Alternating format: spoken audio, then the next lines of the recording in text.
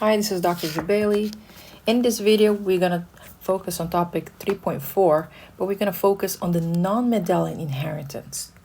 What exactly is the non-inherent inheritance? We're mostly going to talk about codominance, how codominance is basically when two dominant alleles are working with each other at the same time. We're also going to talk about the sex-linked and how does it affect, diseases passing on to child, boy, and girls. We're also going to talk about how sex-linked is related to the sex chromosome, and of course, the pattern that there is of inheritance between boys and girls. We're also going to talk about the blood group, which is an example of codominance, and we're going to talk about the red-green color blindness as hemophilia as examples of sex-linked, because you need to have an example for codominance and an example for sex-linked. So now let's move in. We have something that I know that incomplete dominance is not necessarily in the IB. However, I do like to put it here, put it out, because eventually if you go towards genetics in the future or any science, you're still going to have to know. So we have these two things, codominance versus incomplete dominance. Now, when we say the word co here, co means together. So we're putting together a dominance. Now, this is basically when there's two alleles, and these two alleles are eventually doing what? And this is the most important word, it's fully expressed. That means both of them are fully expressing, and there is no mixture or blending in them. So it's just like this flower right here that you can see it. You have both colors, basically the red and the white, they're both expressing very much 50-50%. So that's what codominance is. It's 50% for each of the alleles. In this case, you can see that it's 50% red and 50% white. When it comes to incomplete dominance, and you can see that the word says incomplete, that means it's just halfway. So that means that they are partially expressed. So you can see the difference between the word fully expressed and partially expressed, and that's the difference between the two. Since they're partially expressed, that means they're not given their full. So in this case, instead of having complete scene of reds and white, we will have a mixture of them. And in this case, when you have a mixture of red and white, you get pink. And as you can see this flower right here, this is an example of incomplete dominance compared to codominance. Now, here's the most important thing, is that when we talk about codominance, we're talking about dominant alleles. So we can have the red here crossing with white. And obviously, the answer here will come out as red and white, the colors on a child. So that means you have 50% of red and 50% of white. When it comes to incomplete dominance, you will notice that there is actually a mu color coming out. See, we have red and white when you're crossing them. And as a result of that, you will get a third color, which is pink. Again. So the pink here usually can be 100% or not. So we can put this also as Punnett squares. So when we do with the Punnett squares, this is what it will look like. We can put big R and big R because remember it's dominant, with big W because it's dominant. And we can cross it. And if we cross it right here, we have big R, big W, big W. And all of them will be written as RW here. And basically it's 100% genotype of RW. And in phenotype, it will be 100% they are red, white. That would have been the case of codominance. When incomplete dominance, you have the RR with the WW. And in here, you notice that they both still are dominant, right? You will have the same process, exactly the same process. You can have RW, RW, RW, and RW. But because it's incomplete, even though the genotype will show RW, when it comes to the phenotype, 100% of them will be pink. This is just one example that you can see the contrast between codominance and incomplete dominance. Again, incomplete is partially, right? They're still dominant, but they're partially expressing. And this one, they are fully expressing themselves. And that's the most important. You also notice the incomplete, you end up having a third color come out when this one is just two. So it's a red or white. So now, one of the things that IB asks you to do is to actually know examples of codominance. They don't care about the incomplete dominance, but they do care about the codominance. And it's always related to the blood. So There will be two examples of codominance that you must know for IB. And the first one is blood type, and the second one is sickle cell anemia. So we're going to work on these two to make sure you really know how to use them in Punnett squares and how to express the genotypes and the phenotypes for each one. So when it comes to blood type, that means in the gene there are actually 3 alleles, which actually makes it a multiple allele gene. Now, what are the 3 alleles in this situation? The 3 alleles are IA, IB, and you can see the A and B are capitalized, so they are the dominant, and little I. So the little I here is the recessive one, while these two are the dominant ones. Now, why do we use the word I? Because the I here is talking about the immune system in which the blood is working. That's why we put it as I. Now, if I had to play in this case of showing what are the genotypes for each one of these bloods, so IA would have been IA, or it would have been a mixture of IA with little I. IB would have been IB, or IB, little I. If it's blood O, it's just little i's, and if it's this one, it would have been IA, IB. Now, here's the thing about blood AB. This is where you see the codominance happening, right? Because this is the blood that has both. Blood A, 50% of it will be blood A, and 50% of it will be blood B. So what I did here, this whole drawing that I did right now here, this is the genotype that I did for them, while the phenotype would have been the words written blood A, blood O, blood AB, and so forth. So this was just talking about the genotypes and the phenotype expressions of the blood type. When it comes to sickle cell anemia, we represent this with HBN, and HBN will usually be normal, and if you have HBS, it will mean that you have sickle. And if you notice both again, the N here and the S, they're both capitalized. Again, we're talking about codominance, 2 dominance going on. So if you have normal red blood cell, in this case, it would have been HBN, because again, the 2 alleles will come out normal. If you're sickle cell trait, you would have been HBN with HBS. And if you were sickle cell anemia, you would have been HBS with HBS. Now, we know that sickle cell anemia has to do with the forming of the hemoglobin. So usually hemoglobin is a nice little circle like this. It's a nice round red blood. But when you have sickle cell anemia, it usually becomes crescent, like a moon shape. And that means here you cannot carry oxygen. So you can carry oxygen on this hemoglobin, but in this one, you cannot carry oxygen. So in this case, 100% of the blood will be completely nice round shape of circle. But when it comes to sickle cell trait, in this case, what would you have is that you will have most of them showing again 100% of, circles going on. But when you have, with this one, this one is again, this is the one that you're going to see the codominance because you have both of them. So this one will be that 50% of it will be nice circles, and the other 50 of it will be the mole crescent. So it's the sickle cell trait here that is an example of codominance. I'm going to put here codominance. And then the sickle cell anemia will be that 100% of your blood is crescent, like that, with these shapes. So you can see that there is, let's put in yellow, that blood AB is the codominance when it comes to blood type, and sickle cell trait is the codominance when it comes to sickle cell anemia, or let's say the red blood cells. So what I did here was show you the genotypes and the phenotypes for both the sickle cell anemia and blood type. And you can see here where the examples of codominance is. So first let's talk about the blood type. Now we know that so far we only talk about the 4 different types of bloods, even though there's many blood types out there.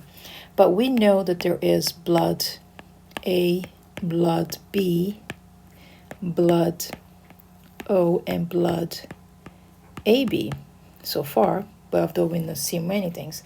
Now, what is it about it? Now, our blood is very much like that kind of friend that only mingles with friends that they know. And if they don't know that friend, they usually reject them. So that's how your blood works. it'll be okay with things that it's friendly, and if it doesn't know, if it's a stranger, it will completely kill him. So usually what they know is that they do this by recognizing what's on the outside. It's like an antenna around the cell. And that antenna usually is recognizing like an identity. So this will be blood A, and this will be blood B. But blood O doesn't have antenna, so it's like a ghost. It doesn't show anything. And the blood AB, you basically have A and you have the B in there. So what happened is that if you recognize the antenna A, then you're not going to fight the blood A and you're going to keep it. So usually people who are blood A, if you give them other blood A, they're going to say, oh, I know you, so you're A, so we're friendly. Same thing will happen with B. If you give blood B to a B, they'll say, oh, I know you, it's all good. Blood O with O and blood AB with AB. However, if I decide to put blood B into a person that has a blood A, they see blood B as a stranger. And when they see them as a stranger, this is what usually happens, agglutination. There's a clumping, there's a fight. Why? Because here the antibodies, which are found from our immune system, you start fighting the blood B here. As you can see, it destroys the red blood cell. That's what hemolysis means. You're just basically destroying the entire red blood cell of B. And that means the person might die, especially if they do a good sense of blood transfusion. So it is very careful that when we're doing blood transfusion, we have to give exactly the same type that we are. Otherwise, we will have agglutination, which is basically the clumping and the destructions of the red blood cell, and then eventually we die. So when it comes to this, there's a table that you must know. Like, we know that if you give blood A to a blood A person, it's a check. Yes, it's totally fine.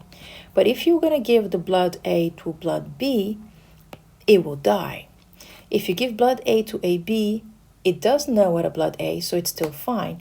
And if you give blood A to blood O, it will die because O again does not recognize what A is.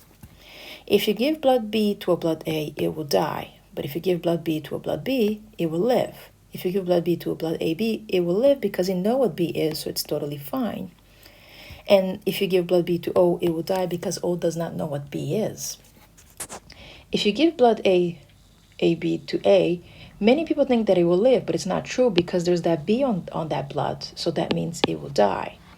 The same thing here, because there's an A, it will die, but here it will accept, and here it will die. Blood O, here's the interesting about blood, because O is a ghost, as I told you here. You can see that surrounding it, it doesn't have an antigen, it doesn't have a recognition, so it just swims through the blood like a ghost. So if I put blood O on blood A, that's fine. If I put it on B, it's fine. If I put it in AB, it's fine, and I put it in O. So from this chart, you can see that blood AB, right here, it is the biggest receiver. So I'm going to put it here as the receiver. He can receive the blood from all types easily. And we can see that blood O here is the one that is the biggest giver because he can give to all of the bloods. So you need to know this chart pretty well, very much, because this is something you can discuss in an essay or this can come in a multiple choice. But you need to know what bloods can donate to which bloods. So once again, you also need to know that blood O is the biggest giver while blood AB is the biggest receiver. So here we're going to do some examples of blood type exercises if you get across. So they might say that you have a mom that she is blood A and you have a dad that is blood B. And I didn't say much. So here, when they tell you this, there's only two options for the mother. The mother could be IA, or she could be IA, little I. And dad, blood B, could be IB, or IBI. So there is not much information here. So the most important thing is that we have to give you the extra information. So what the extra information will be? If they say homozygous blood A here, then automatically you know which one it is because it's this one, right? This is a homozygous. So it would be an IA.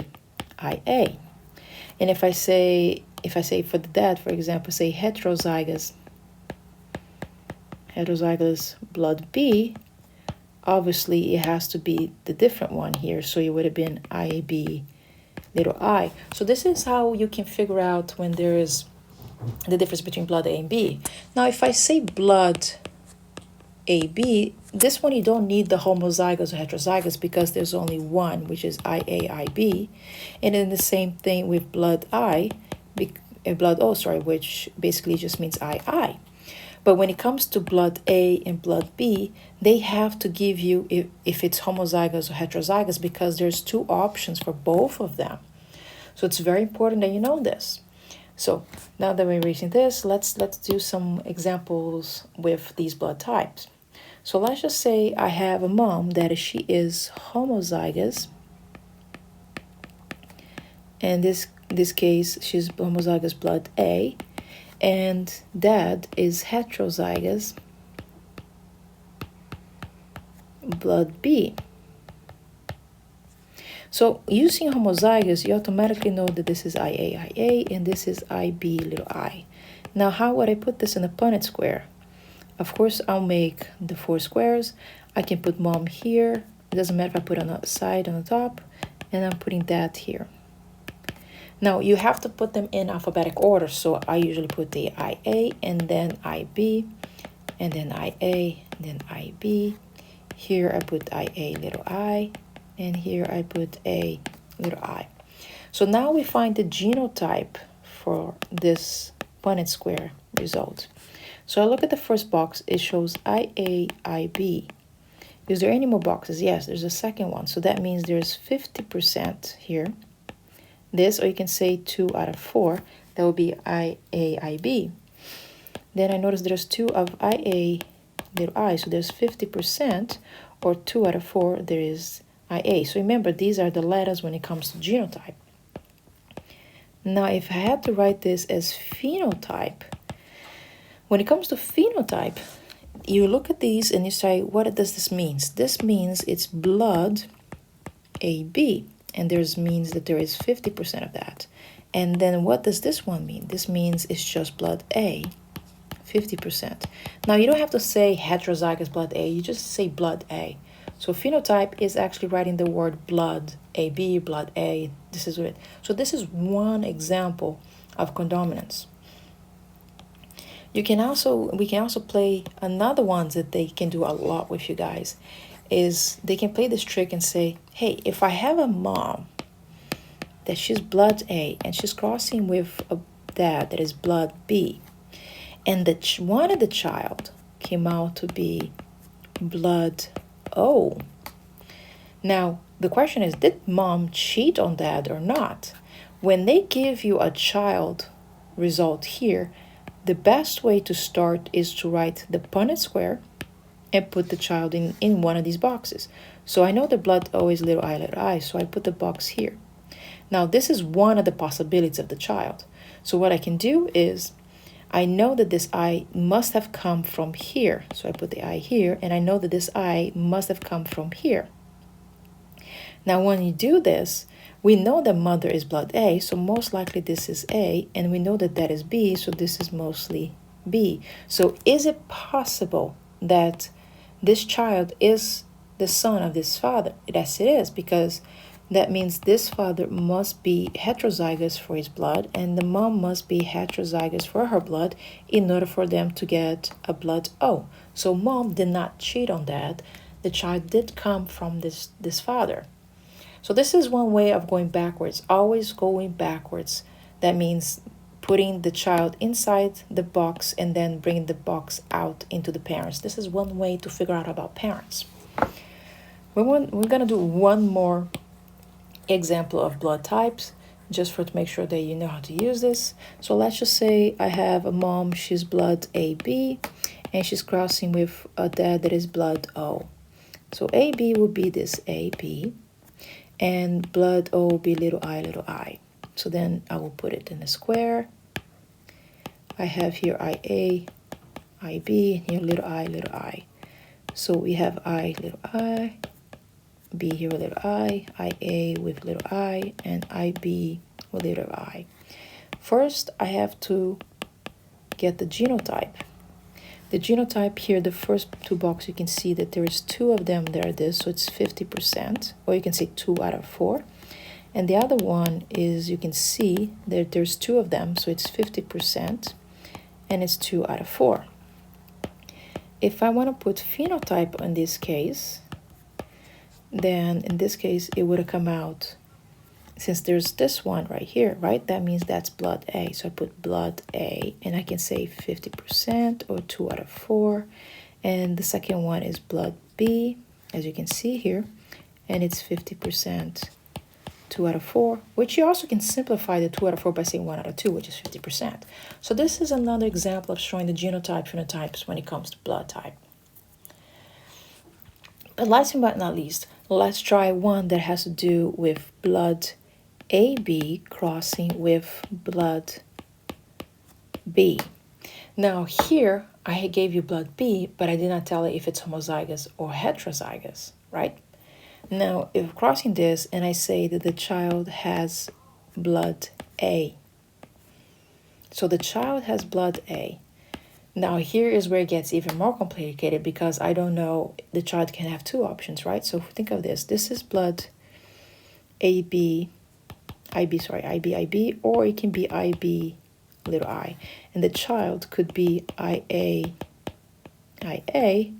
or IA little I. So this gets a little complicated, but let's expose. So you have to come up with the possibilities. Now this one, for sure, we already know that is IAIB. So first, the child, we know that is blood A. So we have to look at the possibilities here. So if the child, for example, using with this one, let's say this is IA, that means this one has to come up here, and this one has to come up here. So that means both parents need to have an IA. And that doesn't make sense. Why? Because here, like, yeah, you can get the A from this, but what about this? There's no chances that that can be the dad. So for sure, the child cannot be this one. So then let's try with the other one. Do the Punnett square, and you put the second chances, which is, let's say, IA little I. If that means one of the parents will have A, and the other one can have little I.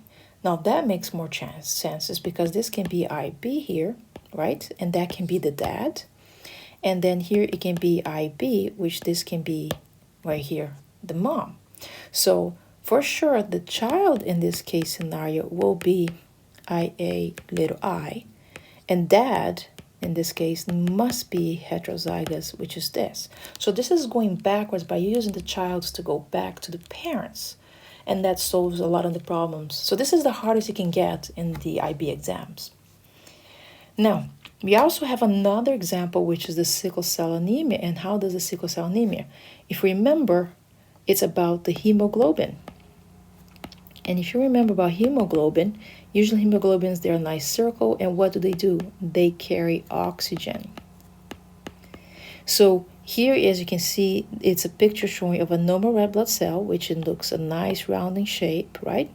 And then you have in the bottom where you see it's a sickle cell shape, and this is where it's actually messed up. So in the normal one, you can see that they're just moving nice through the blood vessel, the capillary. But if it's sickle cell, you start to see them clot, and this is usually where they have dizziness, fainting, and sometimes they can eventually have other types of diseases coming out because of all the blood clot. Now, how would you represent, again, this by genotype? We're going to represent in genotype with the word HB. Why? Because the word HB comes from the word hemoglobin, which hemoglobin is found in the red blood cell. All right? Now, if we put the big N here, again, this means it's normal. If I say HBS capitalized, that means they are sickle. So it's very important that you remember to use these symbols because in the test, if you just use the word N and S, you're not going to get the point. You have to write the HB under the S and the N in order to get the full points for the genotypes of sickle cell anemia.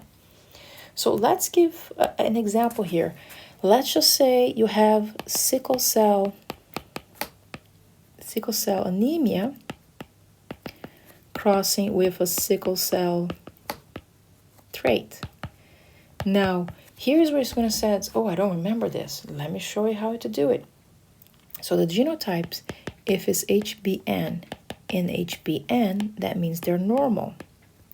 If it's N here, and then HBS, let me fix this one here. And I put HBN here. Then this is sickle cell trait. Remember, this is the condominant one. And then if I put HBS with HBS, this is the sickle cell anemia. So in this problem that you see here, right, this one, it is this one, and the sickle cell trait, it is this one. So right under it, we'll put here HBS with HBS, and this is HBN crossing with HBS. So now we have to put them in a Punnett square. So I'm writing the Punnett square here, putting the 4 squares, and then I'm putting the parents here, HBS, HBS, here HBN, and HBS. And remember, it's in alphabetic order, so N comes before S, so it's HBN, HBS, this is HBN, HBS. Same thing here, filling up with the S, and this is also again S, HBS. If you notice, you have to write the HB in there. If I had to do the genotype for this one, I can see here that there is 2 of HBN and there is 2 of HBS. So this is what I would write. I would write HBN plus HBS. There's 50% of those, or 2 out of 4. And you have HBS plus HBS, and there's 50%. So this is the genotype. Now, if I come to phenotype, you have to describe in words physically what it is. This case would have been sickle cell trait, which is 50%, and this would have been sickle cell anemia, which is 50%. And this is how you do the codominance for the sickle cell anemia. So it's very important that you remember the genotypes for these guys as well as the phenotypes, because then it becomes so easy to go through the process of reading the question and being able to identify what are the genotypes when you're putting them in a Punnett square. Let's try another one here. So what if I have a normal red blood cell? Okay, and then this one is crossing with a sickle cell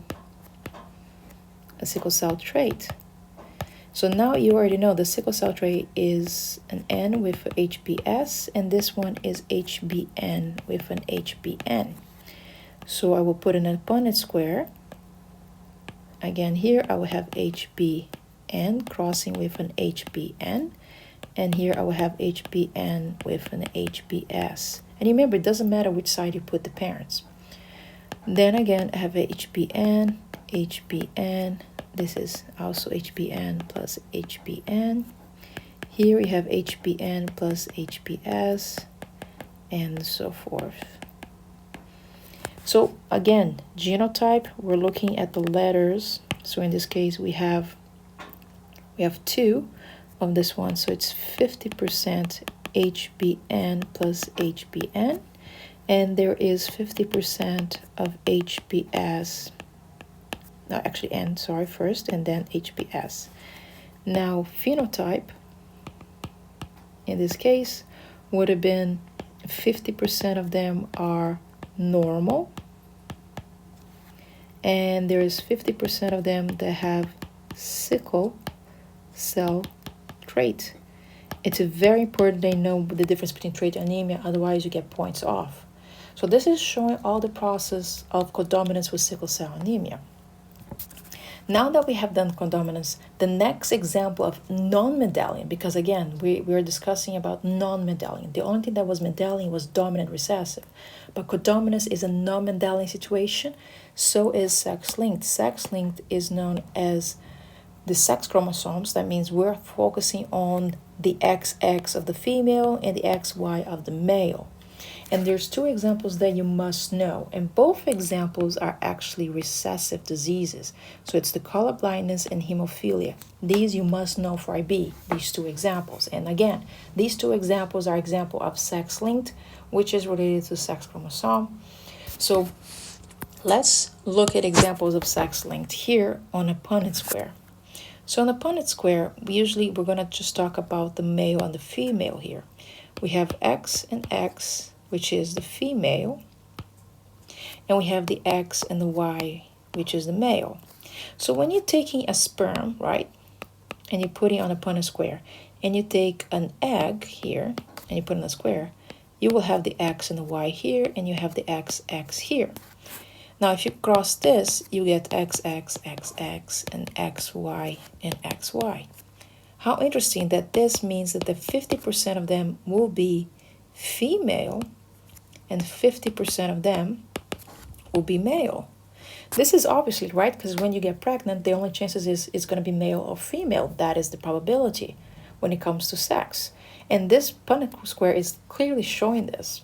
Now, you got to be very careful when you're reading the sex-linked Punnett squares, because if I tell you here what's the percentage of the offspring, and I said the word offspring here, what are the percentage of the offspring that are female, the chances are 50%. But if I say what are the percentage of the girls that are girls, that would be 100%. Now, very careful what I'm saying. When I say offspring, that means I am looking in the entire 4 boxes. That's why it's 50. But if I say how is the percentage of the girls in the girls, that means I'm only looking at the boxes of the girls. So that's very, very important that you need to know in IB is, are they asking about the 4 squares or just the girls or just in the boys, for instance? Now, remember that these that I just drew here, these are basically found in the sex chromosome. So when it comes to the sex chromosome, that means we are talking about the genes that are found in there. Now, we don't focus much on the Y. So we have the X chromosome here, right? And we have the Y.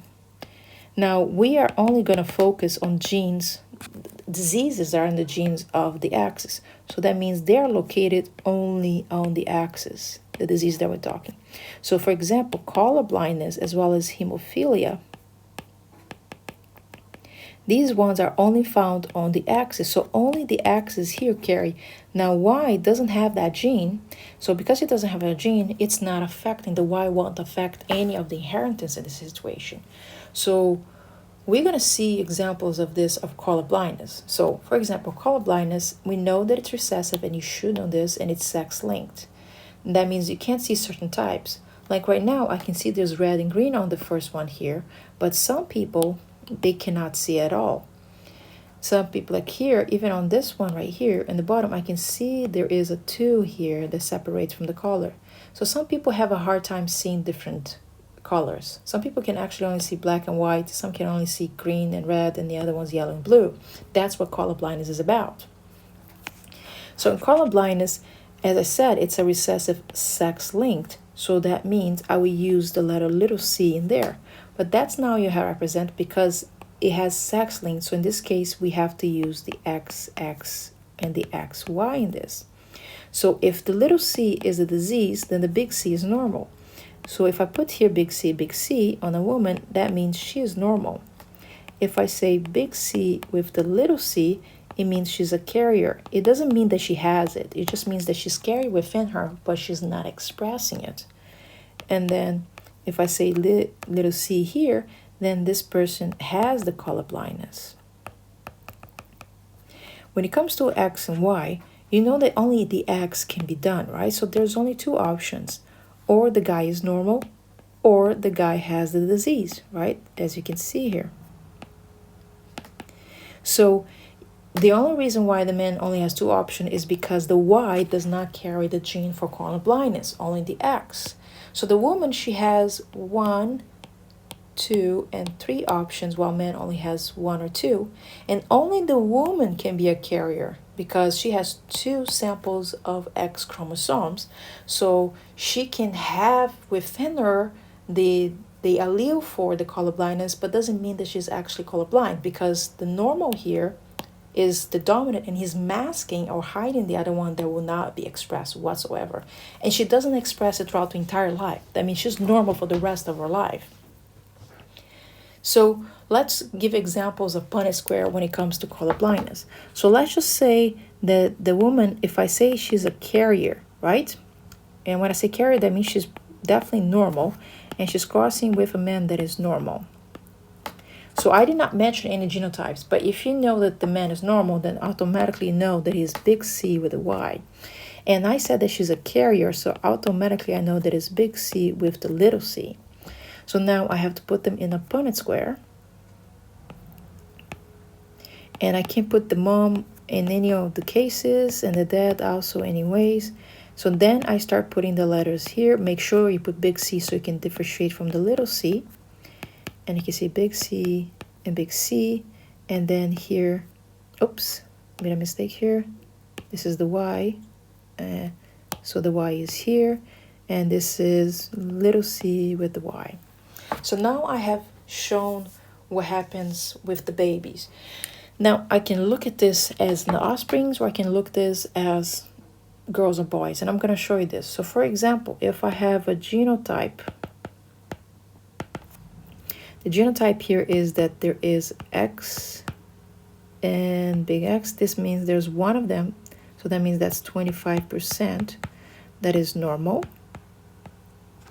You have one that is this one, and again, the normal here meant by phenotype, so I'm going to keep the phenotype here so it doesn't confuse you.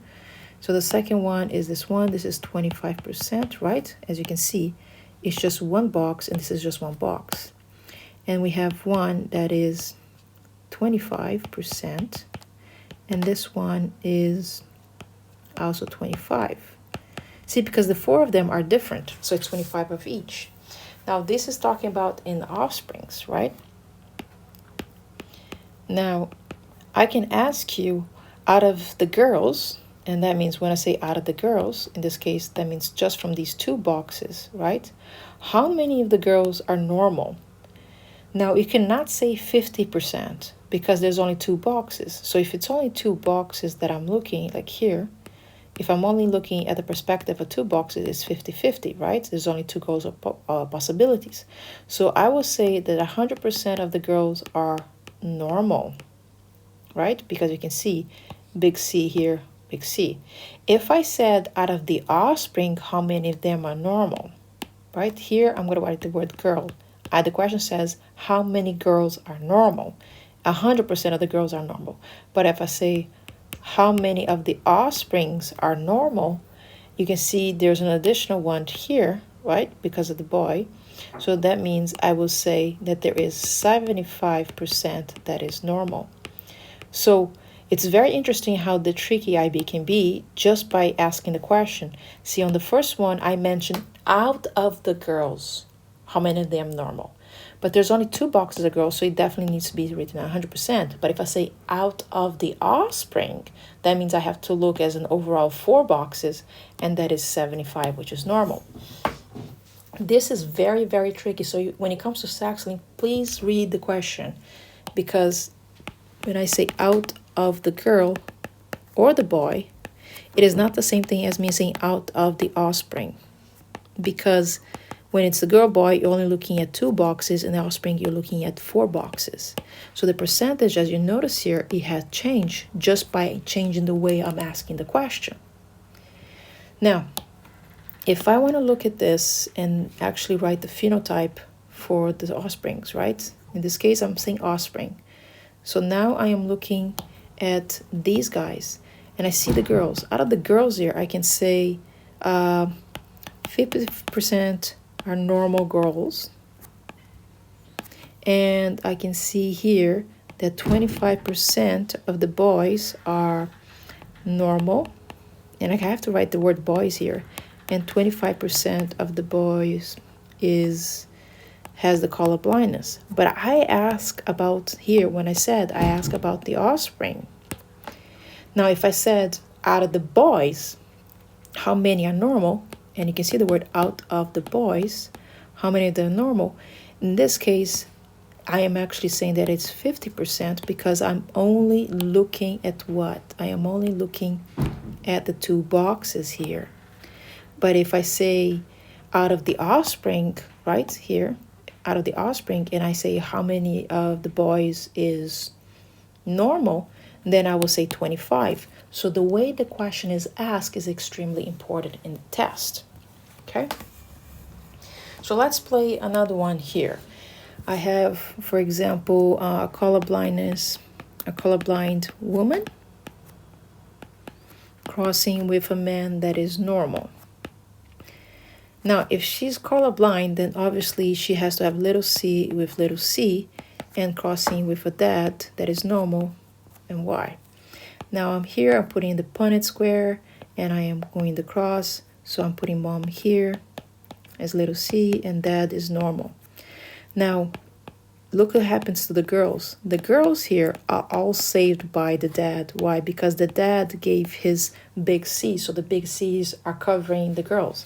But you can see that the girls are carrier. Now, look what the mom does with the boy. Because mom has it, automatically the boys, all the boys' possibilities, they all have what? The blindness. So here is very important to know that when it comes to sex-linked, the boys are more likely to have it. And that is because the chances of mom, if mom has it, automatically the boy will have it. And the reason why is because the boy only has one X, so his chances of masking is different. Now the girls, on the other hand, because they have two X's, as you can see here, right, two X's, one of the X's was saved by the dad. The dad normally have. Now, how would the girls have the disease? The girls could only have the disease if at least one of the mom's X's has little c and the dad has little c. So that means you need two things. You need to have both parents must carry at least one C in order for the girls to have. But when it comes to the boys, it doesn't matter what the dad has. It doesn't really care. You just focus on the mom. So mom, if she has one little C, the boy gets. If she has two, then all of the boys, 100% of the boys will have it because the mom has it.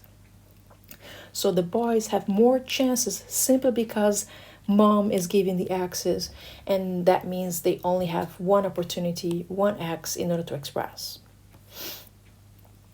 So hemophilia is another example of sex-linked, just like colorblindness, and it's the same exact thing as colorblindness. It is considered as recessive. It is in the sex chromosome. Okay, and what is hemophilia? This just means that somebody doesn't have a cofactor to stop the bleeding. So somebody gets cut, they keep bleeding, and they will keep bleeding until they die unless they go into the hospital and get the cofactor in order to do the blood clot. So, of course, they must go through the hospital to do the injection of the cofactor to stop the bleeding. Otherwise, they will bleed until they die. That's what hemophilia is. Now, just like colorblindness, the hemophilia is only found in the X. So if you have big H here and X big H, that will be known as normal for the woman. If you have big H and smaller h, that means she's a carrier, but carrier does not mean she has it. Carrier, she continues to be what? Normal. And if she has little h with little h, that means she has hemophilia. When it comes to the dad, he only has two options, as you can see. Or he's normal, or he has it. And this goes back to the story that, again, because mom has two X's, and if those two X's are actually with the hemophilia, then obviously the boy will have hemophilia because, again, the boy only inherits one X. So if mom has it, automatically the boy has it. When it comes to the girl, she has two options. She can be completely normal or she can be a carrier. So for her to actually have the disease, both parents need to carry at least one of the small h. So here, let's show example of a girl that has parents that has at least one. So she has big H here with a little h. That's a mom that is a carrier, and she's crossing with that actually has the hemophilia. Now in this case, if I'm putting on the box here, big H, small little h and y. So you put the capitalized first, and now voila, suddenly now we have a girl that has a possibility of having hemophilia. And that only happened because mom carried and dad carried. So both parents have to be carrying at least one in order for the girl to get it. And when the boy here, the boy can be normal because mom has one normal, or he can have the disease because she has one of this. So the hemolytic process of doing Punnett square is exactly the same as the color blindness. I can ask here, out of the girls, and again I said out of the girls, how many of these girls are actually normal? And you can see that in this case, 50% of the girls are normal. Why? Because I'm only focusing here on the 2 boxes of the girls. But if I said out of the offspring, right? How many of them are normal? Then I have to look as overall, all of the boxes, these 4 boxes. And out of those 4 boxes, I can see there is 1 and 2 normal, right? So that means there will be 50% that is normal. So I'm adding the 25 from the boy and the 25 from the mom. And out of the offspring, you can say that there is 50% that have the color blindness. But if I ask you out of the boys that has color blindness, it will not be 50 anymore, right? It will be just between these 2, and that means it will be 50% instead of 25. So you got to be very careful if I'm saying out of the offsprings or out of the boys or out of the girls when you're answering these questions. So let's try one more. In this case, let's make mom completely normal. So she'll be big H, and big H crossing with that actually has the hemophilia. Now, when this happens, you can see that the big H is here of the mom will definitely automatically make all the boys normal. So the mom is like the savior for the boy, but the mother is also the killer for the boy. And then for the girls, oops, this is supposed to be little h. So mom's still saving the girl because it masks the little h of the dad with the big h's that she has. So here you can see that all of them, 100% of them are normal. And that means the boys and the girls, they all are normals. But out of the carriers here, the only ones that can be carriers are the girls. So that means 50% of them are carriers because they have the allele, but the allele does not express. They will never express in any time in their lifetime, okay? And this is pretty much for the non-Mendelian inheritance. Again, codominance and sex-linked are examples of non-Mendelian. Why I keep saying non-Mendelian? Because sometimes I will ask you, talk about non-Mendelian examples, and that will be codominance and sex-linked. But if they say Mendelian, then it's dominance. And this is pretty much for this section.